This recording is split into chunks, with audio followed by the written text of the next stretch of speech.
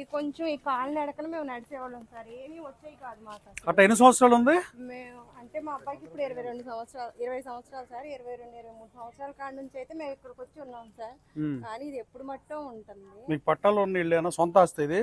కాదు సార్, అదే ఆపరేషన్ చేయించుకున్న వాళ్ళకి ఇచ్చారు కదా అది. ఏమండి ఎంఆర్ఓ గారు, ఇప్పుడు వీళ్ళు అన్అబ్జెక్షనబుల్ ల్యాండ్ కింద వస్తుందా, అబ్జెక్షనబుల్ ల్యాండ్ కింద వస్తుందా ఇది పట్టాలు ఇవ్వాలంటే?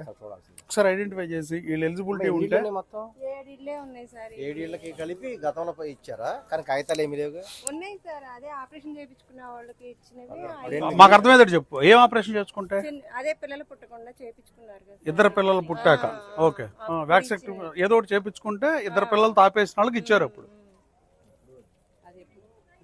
ఎన్ని సంవత్సరాల క్రితం? ఇది పోరంబాక లేదా ఏంటి? ఎన్డీఎఫ్ కూడా మనమే ఇచ్చింది. ఎన్డీఎఫ్ ల్యాండ్ మనది. క్లాసిఫికేషన్ చేంజ్ చేసి ఎన్డీఎఫ్ ఇచ్చాము. ఆ ఫైల్ కూడా చెరువు అవడం వల్ల గవర్నమెంట్ పెండింగ్ ఉంది.